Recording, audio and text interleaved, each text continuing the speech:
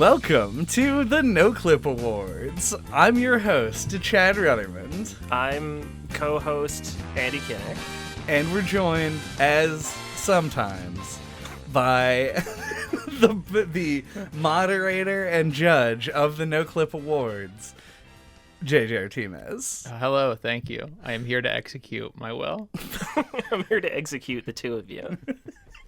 Well, yeah, he will stand for no subordination unless he's playing a different character this year. We'll see how it goes. Thank you. So, as always, if you have not listened to the NOCLIP Awards, what we're going to do is we have a selection of categories in real envelopes in which we have put games that we think are deserving of recognition for one reason or another. Andy and I will make our arguments as to why we made our choice, and then JJ will determine who is the most correct and therefore most virtuous. Correct. Yes, and it will be silly and arbitrary. But praise will be distributed. Yes. Yes. Because this is a time for giving. Mm-hmm. Yes, eternal glory will be gained by the winner. And as this was a rule that we codified about an hour into last year's episode, we're going to actually keep track of who's got points. And at the end, whoever has the most points delivers their game of the year first. Okay. That's the award. I like it. I like it. So are we going to slowly become Catholic over time? You definitely bled in a little bit. Yeah, we're becoming Catholic as we speak. yeah, it's the more of a Catholic awards thing. Now I'm gonna have to put all of the jokes and jibs and jabs from the beginning at the end of the episode so that people understand that joke at all. So stick around, retention rates, and remember to like and subscribe. Well, let's get started. Let's do it. What is our first category, JJ? That crunchy Foley. Oh, yeah? I had to acquire, like every year, after the categories are decided, once per month, per year, we then bury them into the foundation of our home, only to be excised in an emergency. This is indeed a praise emergency. The first category, a classic. It is a classic. Perfect for the Switch. What is perfect for this? Switch came out in 2017. Mm-hmm. It's now 2022. 5 years. We should know at this point what really is perfect for the Switch. I feel like this will be an endeavor that will take the rest of our lives, because I doubt 10 years from now we're going to get rid of this category. No, it's just going to keep going. Yeah. Wow. The cardboard. Oh my God. We actually did make it look not shitty this year. Did you get little cut stampers that do the little ribs, the little scissors? They're just the thank you cards that I bought because they had envelopes, and I was like, why not write the categories on the cards? However, the streamers and glitter was us. Yeah, we did do that part. The categories. Or actually not the categories. The contestants. The nominees. The nominees. That's what they be. Are Ape Escape and Tiny Tina's Wonderlands. Ooh, okay. Andy. I picked Tiny Tina's Wonderlands. Tiny Tina's Wonderlands is like a spiritual sequel or in the series of Borderlands. It is a shooter that you can play co-op, and I think that's what I lean towards for making it good for the Switch.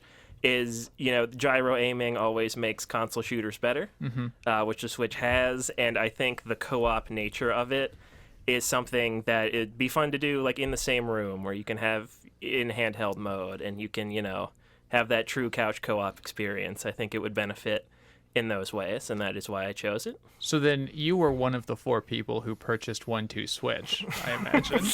I've played it. I actually don't own it, though. Oh, tragic. Unfortunately. Mm-hmm. One day we'll be able to find a single copy of that game. Chad, why is Ape Escape better? My reasoning is twofold, I would say. The first one is that when we played the game, we did it for April. a joke bad month theme that we did. Good. In which we played all monkey games. And it was interesting to go back to a lot of them to see how they had changed since our youth. Because I think every game that we played in that series were ones that one of us at least had played before. Interesting. And Ape Escape was one that held up surprisingly well. It's one that I think is actually a genuinely really good game that probably a lot of people of the newer generation haven't played. So my first main reason is just that I think that a Switch release of Ape Escape, one, it kind of fits with the aesthetic of the Switch, and also would introduce new people to sort of an old classic, which I would enjoy. And then the second thing was my least favorite thing about Ape Escape was having to sit in a chair with a controller and play it on a PlayStation 1, where I could instead play it like in my bed comfortably. And holding it there, because it is one of those like beat a level and it takes like 5 to 10 minutes kind of games. Yeah, the intense focus required for escaping. Exactly. Yeah. I understand. Ape Escape wins. Point for me.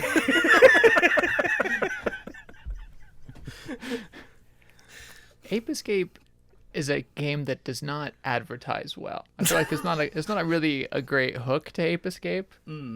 At least in the modern day, it feels like something that nowadays would be more fitting as something you would advertise on a box for children to play in the box and have some kind of like, enjoyable box-based activity. I have my only affiliation with Ape Escape personally is the references in Metal Gear Solid 3. Yeah. And that particularly sub-mini game. Would you say that is representative of Ape Escape? I wouldn't say it is very representative. Are there guns? Do you also sedate the apes when they escape in the mainline series? You have a slingshot. Okay. Which is gun adjacent. Okay. All right. And a PG beam gun. sword. Oh, you have a beam sword. Yeah. That's wow. Come to think of it, I have not had a whole lot of beam sword experiences on the Switch, comparatively. You would be able to experience Ape Escape if it came out on the Switch. I would be able to, and I am tempted by ape-based, like, low-poly garbage. Is there a beam sword in Tiny Tina's Wonderland as well? It seems like there should be. I genuinely yeah. think there probably is. There's a lot of beam weapons, though, in general, including like a fish that you can slap people with. Yeah, nice. And swords also. Yeah, so there probably is a beam There are sword. beams and swords. The likelihood of there being a beam sword is relatively high. What was the last co-op game that you played on the Switch, Andy? I feel like I should be able to answer this I do too. without much thought. Yeah. I know what it is. Oh, no. Oh, Pokemon. Does that count? I mean, we did play it together, Yeah. multiplayer. It Yeah, was- but did you get it together? Yeah. Like- WarioWare. Because we played WarioWare. Yeah, that's true. Nice. Okay. Yeah. Good. I feel like I'm not sold of the premise of the Switch being the co-op console. I have definitely brought Switches to the homes of my friends, but very rarely am I satisfied by the Switch screen experience and like setting it up on its little disgusting T stand and like kind of hunkering over there, shoulders tall, back low, to get a good look at all the people I'm splatting in my splatooning endeavors. And I think on that merit alone, I am unconvinced by your immediate pleas, and I'm gonna give the point to Chad and Ape Escape, because I want more Ape Escape in my life. And while I am absolutely tempted by a D&D style wonderful adventure, I think I'm good on Borderlands. I think I'm fine. All right. The next challenge: which game is least likely to be compared to Dark Souls? Which category is most likely for us to have given the same answer for? I think potentially this one. There's a couple that I think we might put the same. All answer, right. It is not today. Oh my god. The competition persists, and the secret bonus round will remain hidden for the coming days. Your nominees: New Pokemon Snap and Audio Surf. Okay, all right. It was a good choice that you made, but you've fallen into my trap. Actually, the traps activate. I'll get to it later. Don't worry about it. Okay. But I chose audio surf this time around, and I think it's because what even could be compared to Dark Souls and audio surf? A game with very little music, a game that is literally generated by music, a game where you drive a spaceship, a game where you walk on foot. They're dissimilar in all ways. I know this category well, Chad. This is absolutely not a defensive round, but an aggressive round. The validity of the claim will not be based on how well you can make the negative argument that audio surf is not like Dark Souls, but rather how many stabs that Andy can inflict upon your vulnerable audio surf core. That's all right. Fair enough. Andy? So I went with new Pokemon Snap because obviously it is very hard to compare to Dark Souls. It is very easy. It is very cute. It is very colorful. It's very laid back. It seems like they went with the new Pokemon Snap for a very chill, relaxed vibe that is very much the opposite of like the playing conditions and headspace you're in when you play Dark Souls. It is not a vacation, Dark Souls. That's true. It is only a place for tribulations and trials. Victories. Yeah. Much like what we find ourselves within this day. I like that you drew a little illustration on your card there. Oh, thanks. Reminds me much of Disney's Hercules. And the small swirls that were present. I know what you mean, yeah. Thank you, Andy. But do you know why audio surf is like Dark Souls? Okay, so these were actually the two I had it narrowed down to. Same. And so whenever we do this, or whenever it comes down to this, I like to try and make arguments for and against both of them in my own head. And for audio surf, the things I came up with are that it can be very difficult, and it can also rely on you having to like learn patterns and like how to react to like and adapt to certain play styles, because it's got different, like you could even refer to them as like similar to builds, I guess, with the different cars that you can use that have different abilities. And it's also a game that's probably most likely for you to have to download something from the internet to actually play it on your computer, much like the original Dark Souls. Truly an excellent series of comparisons, Andy. Okay. And I mean, like Pokemon Snap was made in Japan was the only thing I could come up with. New Pokemon Snap is exactly like Dark Souls, and here's why. New Pokemon Snap was made in Japan. In addition, the game has secret pathways that once trekked down open up entirely new levels and areas to explore. The game has a plot that is not well explained. Dark Souls intentionally so. Pokemon Snap because it just didn't know what to do, I think. Yes. But it has mysterious artifacts in the form of ruins that you discover. You take a trek into a crystal cave. Ooh. I'm not making that one up. I'm kind of... it's more of like a rocky cave. No, there's a cave with the Elegems in it. Okay. And they have crystals that you throw, and Lumen the crystal orbs. blooms, Yeah. and you throw orbs at them. It very much... I was reminiscing about Dark Souls much while I was playing Pokemon Snap. That is... You can't bring this in as a basis for comparison. We all know that we're always thinking about Dark Souls. I would like That to is counter true. argue that the plot is not ambiguous. It's just very backburner. It's very easy to understand, actually. What is... Then explain it to me in a way that you definitely could not explain the plot of Dark Souls. There are mysterious Lumen Pokemon on this whatever archipelago that the game takes place on, and you have to investigate them and find out why this phenomena is occurring. Turns out it was a legendary Pokemon. Oh, shocking. I'll give him that his explanation of the plot was correct. Thank you for your humility, Chad. This was indeed one of the most exhilarating linguistic bouts that I have seen in all my years at the NOCLIP Awards. Mm. Your parries and riptoses. Is that how you use the riptoses? Sure. Riptoses. Those various riptoses. Matthew Riptosis. Yeah. were excellently done. But I am going to give it to Andy. No! He's gonna gargle the microphone there. Hell yeah, 1-1. 1-1. There are many things. Yeah, I just kind of toss those aside. Keep the envelope because that's how we're gonna count points. I like that. You said keep the and then you immediately threw I the know where it is. Don't worry. Okay, all right. They're together, all the pieces. I should have more faith in you, Andy. The next category. Dum-bum. Smashiest balls. Some might say the best category. Yeah, it is potentially. It's basically the signature category It is. of the NOCLIP Awards. I will give it the respect that it is due. Gently remove the cards from the paper.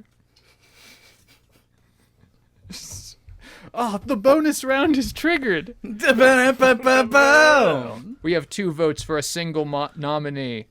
Super Monkey Ball. Yeah, I anticipated us picking the same thing on this one and almost pick something different just to make it more interesting. Right. But I couldn't justify not picking Super Monkey Ball. Agreed. I even specifically like to choose non-literal versions of Smashy and Balls in order to make the category a little bit more interesting. Yes. But to me, in Super Monkey Ball, a game that has a kilometers per hour count at the bottom left of the screen, the sheer velocity with which you smash balls in this game really cannot be denied. Yep, I would have said basically the same thing if I had to argue for Super Monkey Ball. I almost picked Chad himself playing Pac-Man 2: The New Adventures because I feel like Pac-Man really smashed his balls. Yes. And Pac-Man himself is a ball. He sure is. Yeah, So so I who almost knows? picked that, but Ball smashing. Super balls. Monkey Ball would have won. Let's be real. Let's be right. Its accomplishments in ball smashing are unparalleled, potentially in the entire medium. Indeed. We should raise this into the ball smashing rafters. Retire Super Monkey Ball That could be- like a hockey jersey. So I guess, is that one for each, or is this cancel out? It just cancel out. Oh no, you both have actually won the bonus prize. Yeah, which is a new toaster and a piece of coffee cake. That Nice. You get. Oh, hell yeah. So yeah. Did you just spoil what you got us for Christmas? No. Oh, okay. I mean, I don't know how many toasters that was going to exist. I wasn't going to buy 20 toasters. Okay. Yeah, just in case. Yeah, for all 20 contestants on Yeah. the NOCLIP Awards. No, you could get extra toasters if you tie multiple times. Oh, That's true, yeah. I guess, yeah. Yeah. It's Touche. like, have you never? That's why you're the judge. Have you never won a toaster before? I don't think so. It's just, the price is right. This is how it works, right? If you win the toaster prize twice, then I'm just like, oh, you've already got a toaster. I sure don't remember how the Price is Right works. I would be upset if I didn't get 2 toasters. Correct. Next category. Next category. Category. The Newlywed Game. But I don't know. So, It's not this song. we introduced this one last year, and I found it to be pretty funny and interesting. But it's both of us try to pick the other person's least favorite game that we played this year. And how does that? Oh. So I see. we wrote it down, and then we will reveal after we give our explanation whether we're correct or not. I actually just wrote mine Uh-oh. on the card, so don't put them on the table this time, I guess. So that Andy Okay, doesn't so see. don't read them out, I guess. Your And ways. we'll just say what we. Your ways are mysterious to Okay. me. Yeah. But I stand ready in judgment of you both. Okay, hold on. I will write down what mine is to prove that I'm not cheating. Okay. I also wrote down mine on the card. Yes. I also wrote it in my phone. I have multiple instances of proving that I am not cheating. Correct.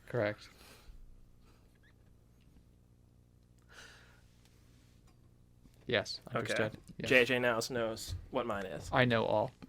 All right. You can determine who you want to go first on this one. Definitely, Andy. Okay, so this was really hard for me this year. Yeah, it was even hard for me to pick which one it was.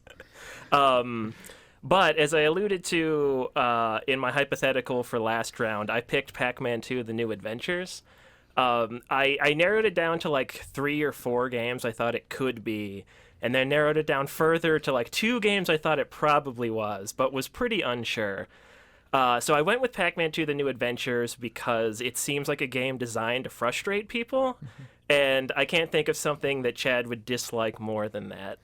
So, were the games that you narrowed it down to Pac-Man 2: The New Adventures, Diddy Kong Racing, Dragon's Lair, and Prince of Persia? I didn't pick Prince of Persia. I know you didn't like it, but I figured it had enough stuff going on that it wasn't in the running. Okay, that when I said there were 3 that were definite, you picked all of them, and then when you said there was a 4th, I was like, maybe Prince of Persia. Yeah, I don't remember what it was, but it doesn't matter. So Pac-Man 2: The New Adventures is my pick. All right. Wonderful. The insight you share into each other's lives and hearts. My choice, you say that, right? You say the insight that you have into each other's hearts, and I'm about to give this explanation. All right. I chose Space Station Silicon Valley, and I chose it because on the episode for Space Station Silicon Valley, which we recorded 3 weeks ago, Andy said, "This is my least favorite game that we've played for the podcast." This is a real softball this year. It really was. It's okay. Sometimes you have to guarantee the floor. You've got to make sure that they're listening at all to any extent. That's true. He may have forgotten that I said that. It is possible, yeah. And I am happy as judge to confirm that the state of the NOCLIP podcast is strong. Yep. Nice. Victories all around. Newlywed. Woo! Delicious. All right, another wash. I will, of course, reward your love with another toaster Hell yes. to be distributed on New Year's Eve. The next category. Coolest ancient artifact. Yeah, so video games, we discovered while looking through the list of games, almost all of them have ancient artifacts in them. So why not, decide which one's the coolest? And then we also looked at a list of every video game ever made, and they all weirdly have ancient artifacts in them. It's like an immutable fact of video games. It is, indeed. I apologize for my voice breaking and not addressing the category with the severity and sincerity which it deserved. I just love the two of you so much. I mean, it is pretty silly. I should point out also that the reason that you didn't give it a more throaty vocal approach is probably because we didn't spell it A-R-T-E fact. True. That's what we should have done, I think, in order to really drive it home. Yeah. Make sure you spell the E very large in the next year. This is crucial. All right. The first contestant, Twilight Princess. What is the artifact? The Fused Shadows from Twilight Princess. Oh, you want me to give my thing? Yes. Oh, okay. Andy, you might. I didn't know if you were going to say them both first. No, I say nothing. This is your time to speak. I apologize. So I picked the Fused Shadows from Twilight Princess because they are, in fact, a cool ancient artifact related to the Twilight, which are a unique race of beings in Twilight Princess, which is really mysterious and intriguing throughout the whole game. And I think they even get to do something in the story. Like Midna uses them at the end to break the big prism over the castle. So they do get to, in the middle of the game, I think it's like Lineru or whatever, the lake spirit gives you like the little creepy backstory. So it gets to like, something for your imagination to chew on that gets to be mysterious, but then also gives you some satisfaction of it being relevant to the plot. Indeed. So I figured, what beats that? I remember many an early YouTube FMV involving the pupilless Link and his various adventures. Yes. Oh, yeah. Who could forget? Yeah, and this artifact was a core component Yes. in all of that ancient history. Chad has selected the Godslayer's Greatsword and drawn the Godslayer's Greatsword on the card in a way that I find very, honestly, crucially helpful to distinguish the many great swords used to slay gods. I picked it because it's a real cool sword. No. I like that you drew DNA coming out at the end of it. Well, it's got like a curvy design. I know. So the Godslayer's Greatsword, as I'm sure you're all aware of at least a little bit, is from the video game Elden Ring. And I really like the Godslayer's Greatsword basically for two reasons. Functionality in game. It's a very cool big sword, and I'm a big sword connoisseur, a connoisseur, if you will. And I loved using it. I used it on two different characters. I spec'd into it at one point just because I missed using it because it was so fun.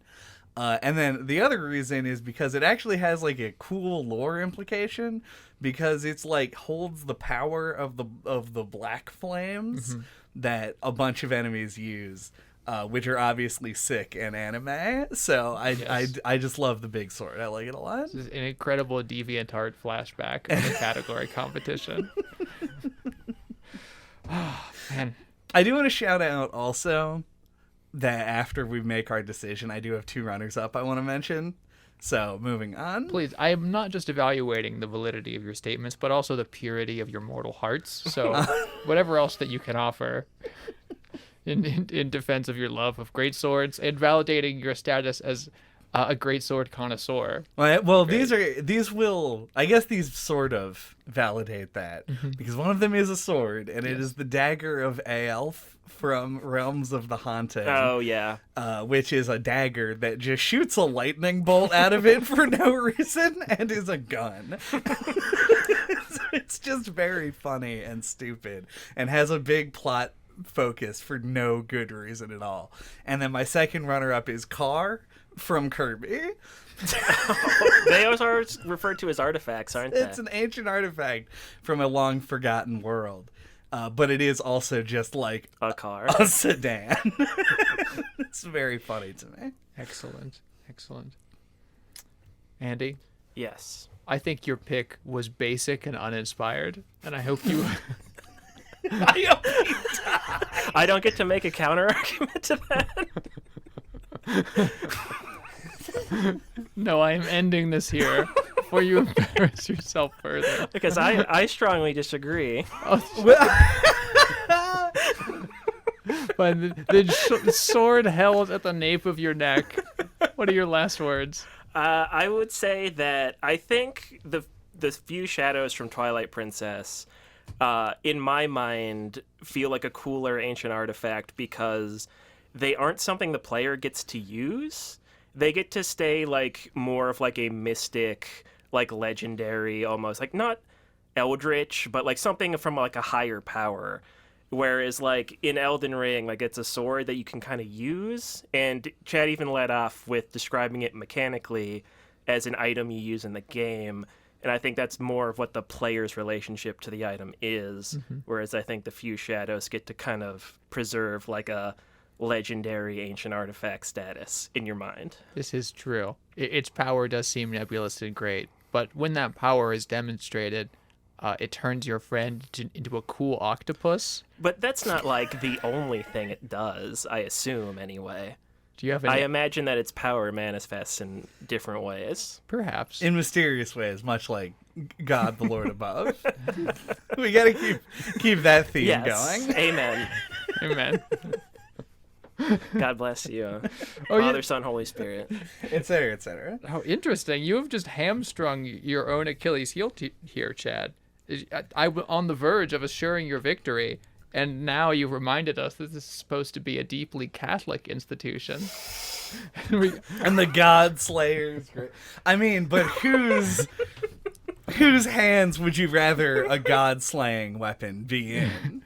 The Catholics? The devout, or who knows? No. Just out in the fucking... I mean, that's accurate, but like... Catholics have demonstrated time and time again that they cannot be trusted with authority. Or swords, just at all. All right, we're going to back down on the Catholic bit. Mostly so that I can win the category. I accept your resignation as a Catholic. Uh-huh. The suspense is killing me. Yeah. And now it is literally killing you as the sword falls. Oh no! But genuinely, a tear is now streaking down my face where one didn't exist before.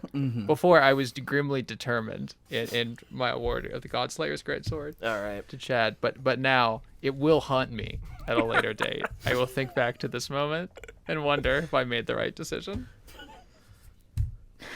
I can just tell you right now that you didn't. You're dead, Andy. Think about the cool sword, though. Yeah, that'll be my rock whenever I'm like up awake late at night, wondering whether I was right to kill Andy about his artifact opinions. Think about cool swords instead. It's where the power of the gloam-eyed queen resides. What a great name.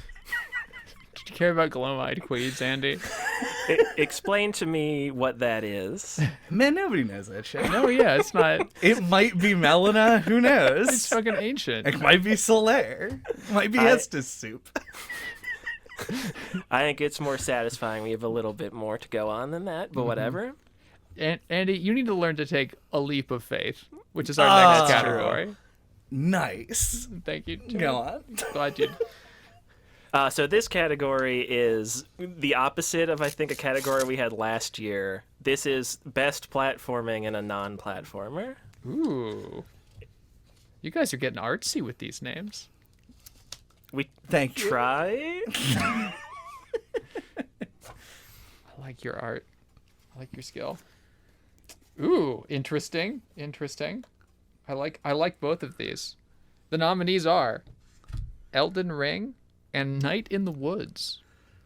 Let's lead off with Night in the Woods. I want to hear more about this. Okay, I chose Night in the Woods because, as Andy definitely knows, so it's an interesting slip-up that he's made. All Dark Souls games are platformers. We've had this conversation before. Night in the Woods, I chose because I think that it is the game that is least like a platformer, but still contains like multiple platform related mechanics, and they are very satisfying to use.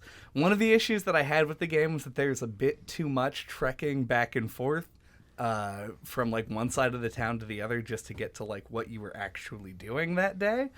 But the fact that you could like jump and do a triple jump like in Mario and bounce on the on like power lines and stuff really helped ease that and make the actual traversal and movement a lot more interesting and fun, even if the game only uses it for actual like progress very scarce few times. I still think the platforming is like fun to do in an interesting way. And the game definitely does not count as a platformer, as it is like an adventure game. The platforming has very little impact on what actually happens. A solid overview. I, too, enjoy the adorable cat and animal people, and I love the joys of motion, the ways that it really just invigorates my soul. But Elden Ring, you enjoyed this platforming, Andy. Yeah, this is something we've talked about on the podcast before, but like there is, I think, a kind of satisfaction to the janky platforming in Souls games. They add to that feeling of like being able to get to a place it feels like you shouldn't be able to, which is part of the appeal, I think, of the Souls games. Like there's a part in Elden Ring, I think it's one of those towers where you get the runes in Caelid, where you get to it by like riding your horse out onto like a tree root that's sticking out the edge of like a cliff, and then you jump from it onto the tower and climb all these precarious rafters, and it just feels like you're not at all doing what you're supposed to do. But in fact, it does lead inside the tower.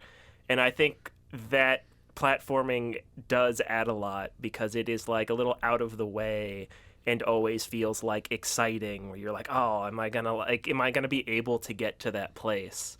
And I think that is a really interesting, valuable asset to the games. This insight does sway me, Chad. Night in the Woods has the capacity to be a platformer, but does not present the challenges that I think define what platformers are. Whereas Elden Ring has no interest in attempting to be a functional platformer and yet uses that to a skillful platforming end.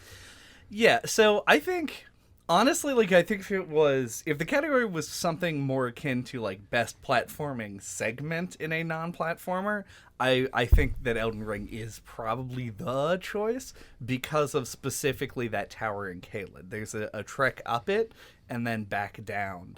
And to somebody like me who finds the platforming in games like Elden Ring to actually be a draw, like something that I enjoy doing in them, I think that is a highlight of it. But I think that overall, Elden Ring really squanders its platforming in a lot of ways because it is such a big open world and they give you a horse that can double jump. But the actual paths I found to be very rote. There are a few places where you can sort of jump around and get a little bit of an advantage for it. You can jump over to the Weeping Peninsula at one point, and I think is a very good use of it. But by and large, you jump mostly for combat reasons and not so much for traversal. And I think that Night in the Woods is more of a whole game of movement-based thing and use of it. You have lost me. At the end of your glorious speech, I would not describe Night in the Woods as a movement-based thing. I would describe it as intimacy, as character, and love and drama. Oh, yeah, I just pressed A through all the dialogue. It's really horrible of you. Very, but no, I think I would rather have, if there is a pad of delicious Irish butter that is like I'm following. The joy of a platforming segment. I would, even if the butter is of a higher quality, I would not want it spread thin amongst the totality of an unrelated experience. I would want that one juicy buttery knob to be waiting for me at the end of an otherwise butterless meal. I want heterogeneity and I want variety, and I believe Elden Ring knows this in its platforming segments, and I give this point to Andy. Elden Ring sweeping yet another game awards. Unbelievable. What a bunch of hacks. We're hacks. Anyway. Speaking of you being hacks, your favorite NOCLIP Pocket tagline. Okay, so I guess there will probably be lots of people listening to this that have never really listened to NoClip Pocket. Maybe, I don't know. But it's hard to get analytics when you're a small podcast. But on the NoClip Pocket episodes, we always come up with like a tagline or a slogan for a brand that maybe vaguely relates to the game, and put it in there at the beginning. And we decided to pick which one was our favorite.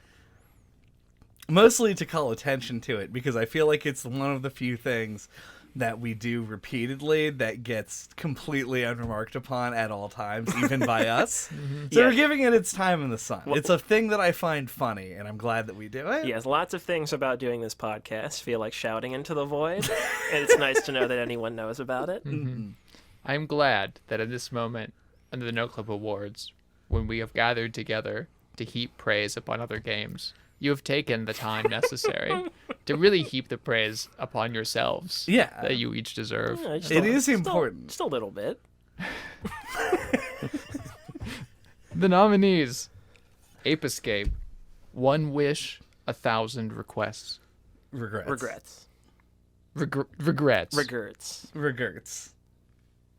And games by David Szymanski. Who's Szymanski? Speak of this Szymanski. Who's Szymanski? Is he the guy who did all those murals?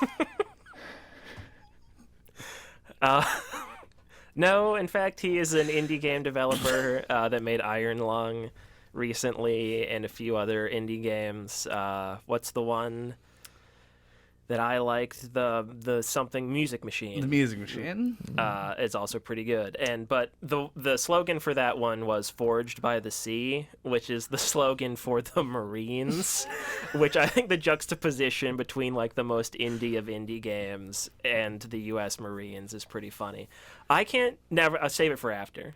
All right. Give your thing. My thing, Ape Escape's, Ape Escape is sweeping my awards, though it's not been doing me great favors. It is, One Wish, 1,000 Regrets, which is the film tagline for the movie The Monkey's Paw.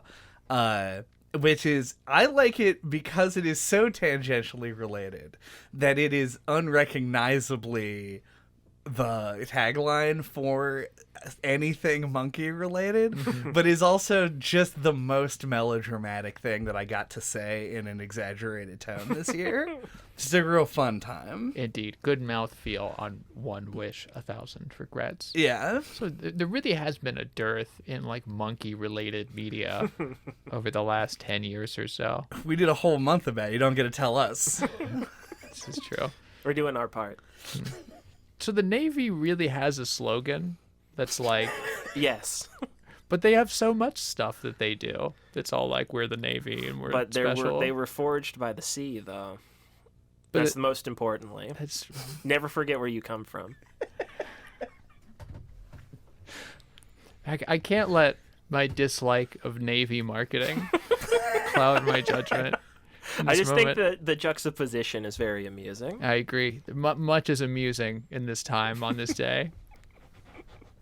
Let us bask silently in the amusement. Amen. Wow. I have achieved. That was powerful. Thank you, Chad. And through that power, I have achieved enlightenment. I give this point and many more to Andy Kennick. That's mine. I grabbed the wrong card. Fuck. That one's mine. Thank you. I can't believe you didn't pick new Pokemon Snap. Oh. I thought you were gonna go with Snap into a Slim Jim for sure. Well, I'm wanting to not draw too much attention to that one in case we do end up doing Earthworm Jim. Okay. The machinations in All right. podcast development. What's it say on that there envelope, JJ? Bunta Eve Classic. Now you can definitely tell us what this category means at all. So the Bunta Eve Classic is the name of the pod race in Star Wars Episode 1, The Phantom Menace. The pieces began to fall into place. So this is the category, which is, what was the most reflex-intensive game we played this year? Oh, yeah. What game requires you to have Jedi reflexes? to play it. Nice. Excellent. Unfortunately, we did not play Star Wars Episode 1 Pod Racer this year. You It did would have not? been a shoe-in. That would be a great pocket game, I think. I agree. Someday. Everyone just wait in anticipation. Bonus round. You both earn yet another. What am I It was a toaster. It was a toaster. Hell yeah. Yes. 3 toasters. 3 toasters distributed amongst the population as you both have selected Dragon's Lair Yep. as your most reflex-intensive game. And I think we could even go further here because I'm pretty sure both of us intend to mean Dragon's Lair 1, the Yeah. original Dragon's Lair, which is the hardest in terms of its like input timings. Indeed. I know this well, as I have played a Dragon's Lair cabinet Oh, nice. 6 months ago. Oh wow. Indeed. We were just talking about how cool it would be to see one in real life. Well, I know where you can go to find this cool thing. And I thought the game was broken because I thought that my button presses weren't doing anything. Would you say that you need Jedi reflexes to play it? I would indeed. Once it was clarified to me by one of the employees at the establishment who had Clarified long like a practiced. pat of Irish butter. Yes, like a clarified plat of Irish butter. When they proceeded to just win by just doing the same thing that I was doing, but slightly better, Slightly faster. slightly faster. That was when I went back to playing the weird Japanese piano game. Yeah, it's so transparently designed to drain quarters from children. Yeah. The timing is so tight. It is a delicious thing. And It is a delicious thing. It is a delicious thing. We're still thinking about delicious clarified butter over here. this is what I hope to bring in the coming days. Before I would arrive and I would bring with me tension and strife and violence, I wish to be a balming salve in your relationship from this moment forward. We appreciate that. Yeah, this is a vast difference than the Proctor of old. What's the category, JJ? The category is going steady. Okay, so the Going Steady Award is the game that requires the biggest commitment from the player.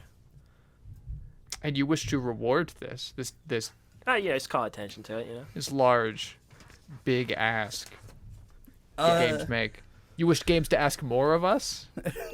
The No. NoClip Awards are not always a positive thing. We've had many A negative category. Razzie styled awards. I see. I understand. This is a more up in the air one. Yeah. Apologies, I have been just deeply emotionally affected by the names in front of me. The nominees are Disco Elysium and Xenoblade Chronicles 2 with a small butt that has been drawn beside the two. Chad, can you speak to this butt? I can speak to the butt, yeah. So I picked Xenoblade Chronicles 2 basically for two big, cheeky reasons. Yes. One, because the game is the longest game I've ever played in my whole life. I don't know if that's actually true, but I spent like 120 hours on a single playthrough where I didn't do everything. And that feels like a big commitment for sure. But then the second thing that you have to show commitment for is the ability to stomach everything that Xenoblade Chronicles 2 puts in the way of you having a good time. And so it's a game with a great mechanical base that is overflowing with tits and ass. I'm glad you went there first. Yeah. I didn't have to.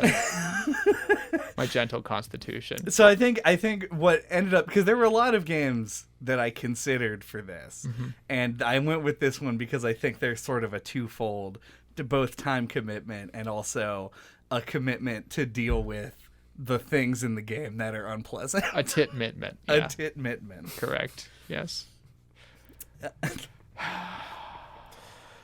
So I went with Disco Elysium. So this is something we've talked about, I think, recently on the podcast, is like sometimes you'll play a game that's like 80 hours long, but it doesn't feel long. And other times you'll play a game that's 10 hours long that feels like it takes forever to play. And I think Disco Elysium is one of those games that's probably about 30 hours, but feels like it's 100. There's so much text to read. There's so much dialogue. There's so much to parse. It's a game that at times can make you feel like you just took a test.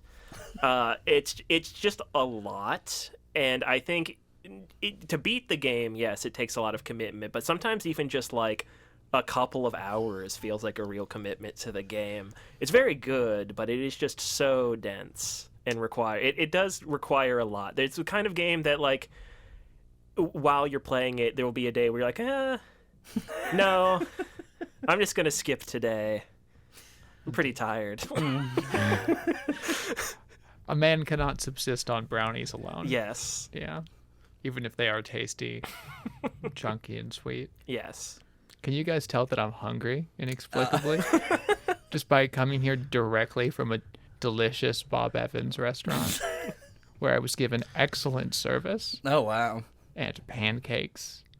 Normally they just give me good service, and then I ask for pancakes. They go, fuck you. Get out of here. I'm glad that you seem to be under the impression that Bob Evan is an abusive husband. Yeah, Bob Evan himself usually comes out and tells me that. Yeah. He's the one that does the reprimanding. Not unthinkable that Bob Evan would be an abusive husband. I don't know what he was as a younger man. I mean, I can pretty much guarantee it. Bombshells have been dropped. The NoClip podcast. Andy, forgive me. I sympathize with your displeasure at being force-fed Disco Elysium at a time scale that you find uncomfortable, getting served another plate of brownie after brownie. But to an extent, I feel that is a limit of your format and lifestyle. And you live a life that gorges on gaming. That's true. Yeah. Day and night. You could call me a gamer. Yeah. And it's not Disco Elysium's fault that you demand 4 meals a day of gaming. What is not supportive, or what I am not supportive. Mithra's bra. Got him. Got him. Correct. Which is why this particular category will go to Xenoblade Chronicles 2. That's fair. A game that absolutely does not reward. There is a reward. I don't wish to be too harsh, lest the anime fans eat my very bones. But we all know of which we speak. Yes. Indeed. Titties.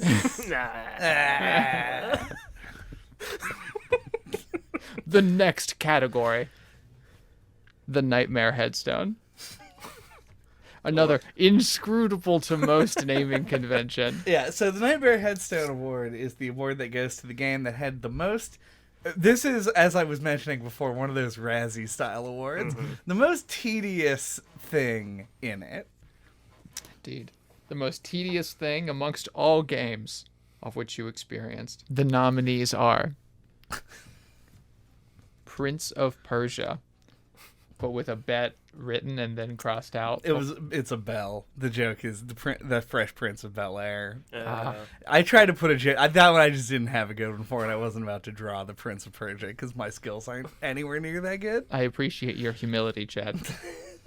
And Realms of the Haunting. These are great choices that I like a lot. Indeed. Speak to the first of the choices, Chad. This one is a cheat a bit. I'm choosing Prince of Persia. The particular run to the Nightmare Headstone is every single time that there is combat in the game, which is a lot. So about a third of this game was immense tedium that I thought was horseshit trash that sucked and was unfun. I do hate sucking on horse trash. Yeah, it's super bad. And that's pretty much it. Like, if you imagine the Prince of Persia and you think about how you run on walls and jump to stuff, yes, you're wrong. That's only like less than half the game. And then the other half of the game, the prince pulls the sword out and he slowly walks around and fights hundreds of enemies at once.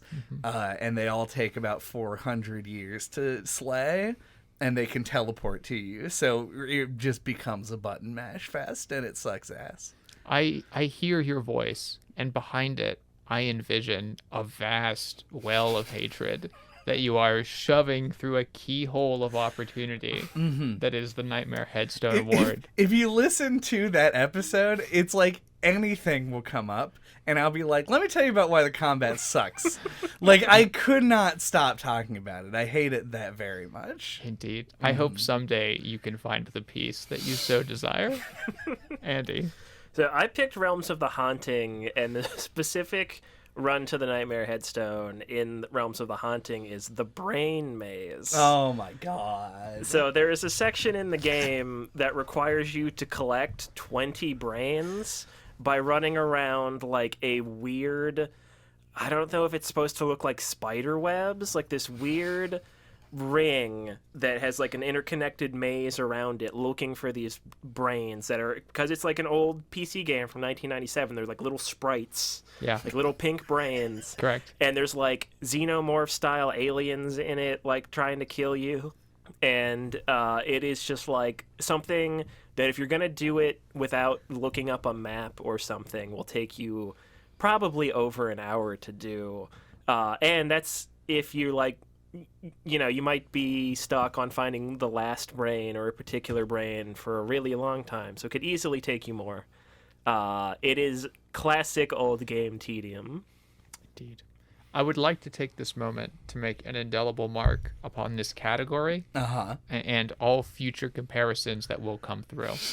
I believe that in order to be a valid contestant for the run to the Nightmare Headstone, you must be isolating a discrete activity or challenge. I believe, even though I sympathize and understand that the combat in Prince of Persia is very bad and slow. And the tedium expressed there is perhaps even vaster than the tedium in this maze, as it is a massive trough of Irish butter that has been spread over but a single loaf of toast. It is too generalized. You're not speaking of a headstone, you're speaking of a graveyard.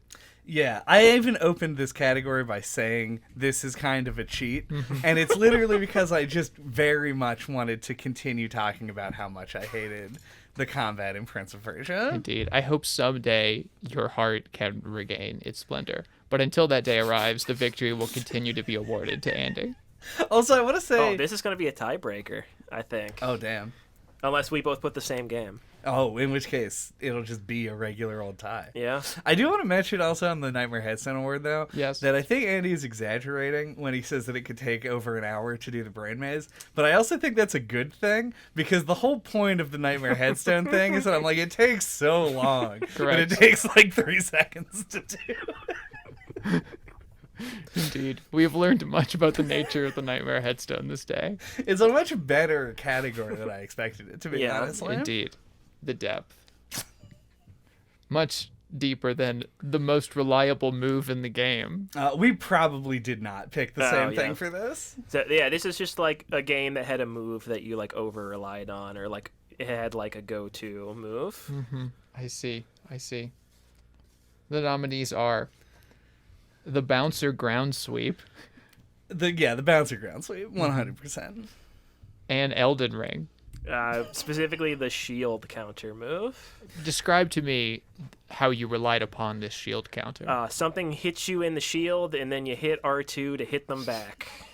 And you can do that all the time, and it always works. Have you informed the competitive Elden Ring community of this insight? Okay, again, PvP is different. Yeah. It is different. Yes. I agree. It is very different. Chad, is the ground sweep different?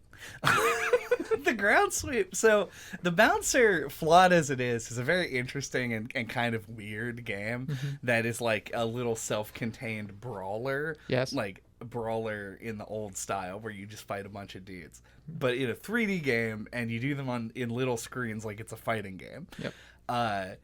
In the Bouncer, there's a weird upgrade tree, and you can purchase moves. And one of the moves you can get is the ground sweep. And the ground sweep puts you on the ground in a not, but very nearly invulnerable state as you make this enormous arc that goes like halfway across every arena and just trips everybody that it hits. And the great thing about it is that because it also deals damage, you just don't have to use other moves. So the ground sweep, to me, is the most reliable move in the game, because once you unlock it, you never have to touch any of the other buttons on your controller. I see. I am unmoved and distant to this tactile interaction of which you speak. Andy, why isn't the ground sweep more reliable than the shield counter? It's a pretty close comparison, I think, actually, because in both cases you have other options. I think it's so hard to remember the Bouncer, but I'm gonna try. I think there were other moves that accomplished the same thing. Like, I feel like I remember the uppercut being another thing, that if you hit someone with it, it knocked them up off the ground and they fell over every time you did it. So I think there are at least one or two other moves that can accomplish the same effect. So that would be my counter argument. I see. I'm sorry, Andy. The reliability of the shield counter is something I know well, but the vast diversity and breadth of characters that Elden Ring can support is so much wider than even all shields themselves.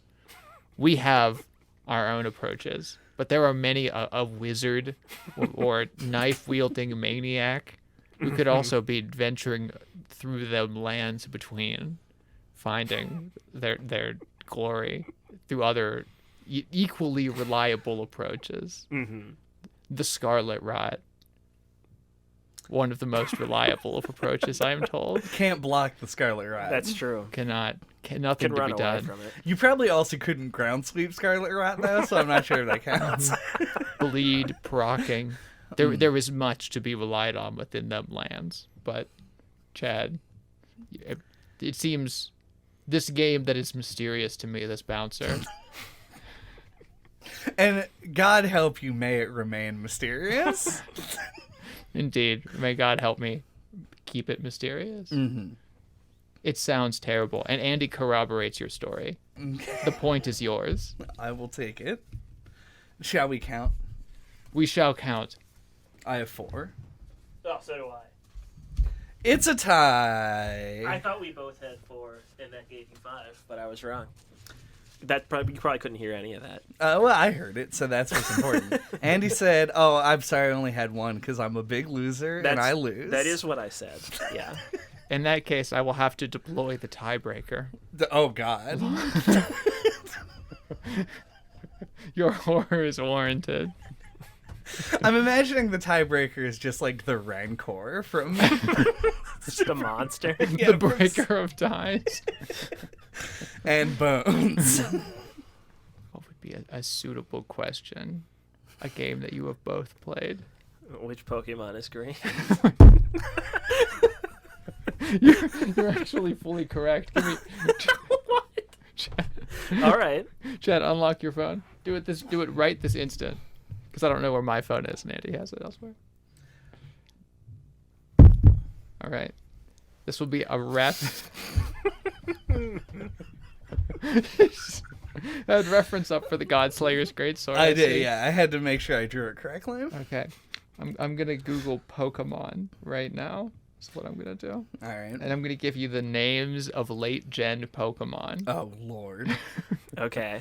And we're going to say which one's green. Indeed. And the first person to get it incorrect will lose. Oh, to get it incorrect? Indeed. The first person. If you're both incorrect at the same time, the tribulations will continue until one uncontested point is earned.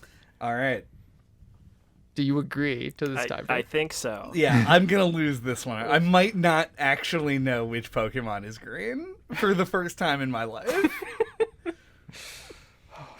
I hate to put such a terrible burden upon your shoulders.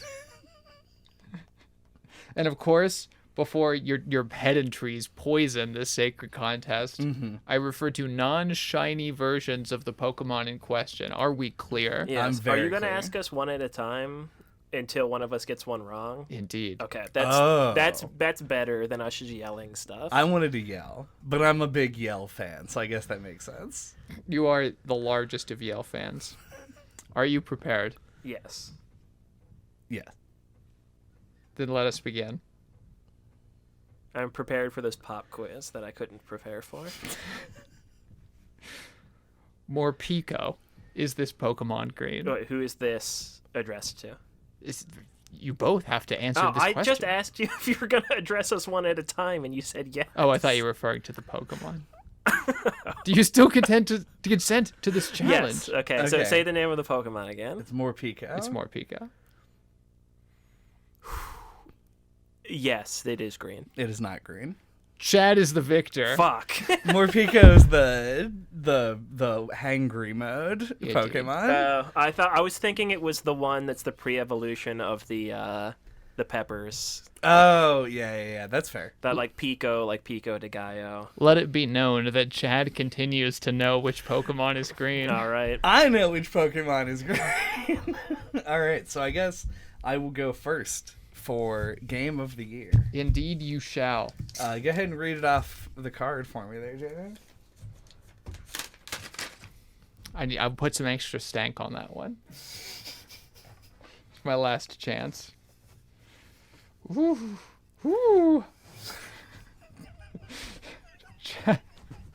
Chad's submission for Game of the Year is Money's 3 World. It's Money's 3 World from last year's. I didn't want to put down what mine was on the card because I wanted to do a bit.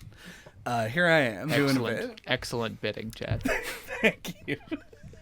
Money's 3 World. Fucking Money's 3 World. So I was thinking about Game of the Year, right? This is probably one of the first categories that I came to a conclusive answer on, and everyone's not going to like me for it. Because I played games this year for hundreds of hours. Yes. I played Elden Ring 4 times. I played like 150 hours of Xenoblade 3. And I think both of those games are extremely good and extremely great. And my game of the year, I'm giving to Iron Lung. Oh, wow. Am I choosing this game to be different? Yes. I'm not going to deny that. The game is not more well-made than other games that I've played this year, but I think what it emphasizes is something that I really enjoyed and something that I want to see more of, and that is novelty. It's a game that is very good in a genre that I really like, and it's something that I didn't experience in any other way at all this year, which is just something that is mechanically totally different from other things that I've played. It's a game in the horror genre that I found actually scary. I really loved this title, even if it's not my game of the year by sheer numbers, by metrics, by all the things. It's my game of the year in the heart. And I think that's where it matters, because that's where the blood is. Indeed. My humors are also stirred by the love that you have for this Iron Lung. An excellent selection for Game of the Year. Andy, you have selected Inscription. I did. Another excellent selection. Yeah, so I actually basically have the same spiel as Chad. Nice. Like, I could have picked Elden Ring. I could have picked Xenoblade 3. But those are both games I would have played if we didn't do the podcast, so it feels against the spirit of the question or the category to pick those. I wanted to pick something I know I definitely wouldn't have played like that unless we had the podcast. So I went Inscription because it really stood out to me when we do these the NoClip Award episodes. I always try to like reflect on all the games we did and see like emerging trends and like things that we continue to talk about. And I have started making fun of indie games for doing the whole meta thing because it is such like a common thing anymore. But I do really like it, and I think Inscription does it really well. It's one of the first one in a while I think that's gone for an indie meta layer that worked for me. It's really memorable. I don't typically like trading card games that much, and I thought Inscription was really cool and fun. I think the presentation and the concept and all of the extra layers that can like elevate a game are all executed really well in Inscription, and it made it stand out, I think, among everything else this year for me. Indeed. I am glad to have brought you this gift, and I am happy to take part in the joy of your mutual victory. Your gaming wins. Hell yeah. It's cataloged here. Fuck yeah. Inscription probably second choice for me. It was something I thought about, but I had a few issues with Inscription. Not big ones, but more than I had with a game that only took half an hour. Don't wear out your welcome with the NoClip podcast. Yeah, or with me specifically, potentially. I don't know. Indeed. And on that note, we invite you, dear listener, to get out of our house. Get the fuck out. Stop. Chad has other things to do. This is true. And so do you, dear listener. Because what I want you to do, as listeners of the NoClip podcast, fans one might even say, is to get your ass down into the comment section or over onto our Discord and give us a few suggestions for a little thing we've got coming up called Fan Brewery, which is where we play games that you suggest, and we can't play those games unless you suggest them. And I'm not coming back until I get at least several suggestions. So my death is on your hands. Chad's will be done. And until that time, you can get a hold of us. All of our contact information is on our website at noclippodcast.com or on splattershot.pro. Woo! There you can find links to our email address, our Twitter account, our YouTube channel, where you can find all of our old episodes, including the last 3 years of Something like that. the NoClip Awards. so you can see where these new games rank within the pantheon of award games. Smash that like button. Yeah, I think they should smash the like button. Yeah. For Subscribe. We're best- almost at 100 subscribers on YouTube. almost there. And we're taking a month off just right there at the almost 100 mark. Yes. Be sure to tell us how wrong we were about everything in the comments section. Hell yeah. Good night. This concludes our podcast day. Hello, Indeed. my grim and graceful fellows. Goodbye, my grim and graceful fellows. Ugh. Ugh. My bones.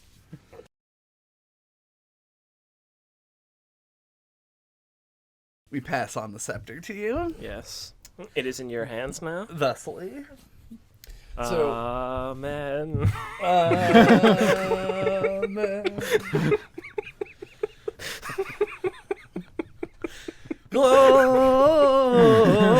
Oh, fuck that song. Glory to video games.